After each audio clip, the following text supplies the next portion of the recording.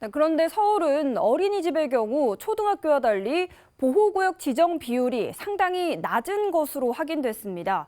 우리 지역 어린이집 2곳 중 1곳 정도만 보호구역으로 관리되고 있는데요. 그 이유를 살펴봤습니다. 양진호 기자입니다.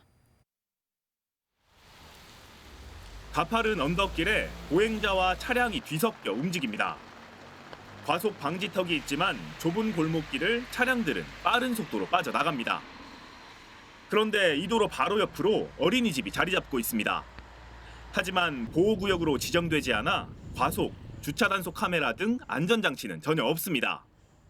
골목들이 너무 많아서 오토바이든 차든 갑자기 이렇게 튀어나오는 경우가 있어가지고 네, 좀 위험하기는 하죠. 여기가 인권이 다 이제 학생들 위주라서 애기들도 많고 그래서 그건 당연히 돼야 된다고 보죠. 이처럼 어린이집은 보호구역의 사각지대에 놓인 경우가 많습니다. 사정이 이런 이유는 초등학교, 유치원과 달리 보호구역 지정 여부가 어린이집 원장의 신청에 달려있기 때문입니다. 신청이 들어가도 원생이 100명 미만일 경우 설치 필요성이 인정돼야 하는데 그 필요성을 판단하는 기준은 따로 명시되지 않았습니다.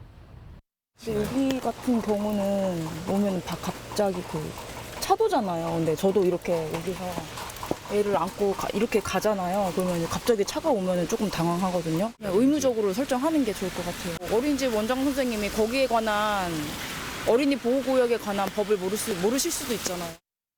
서울시 전체 어린이집의 보호구역 지정 비율은 약 55%. 하지만 민간 어린이집으로만 대상을 한정하면 그 비율은 더 떨어집니다.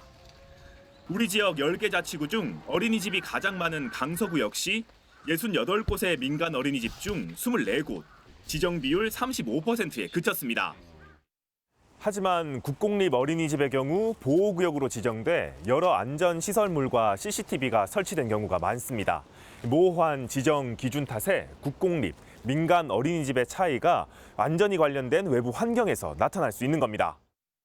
민간이 아닌 국공립 어린이집으로 대상을 바꾸면 강서구의 지정 비율은 80%까지 급상승합니다.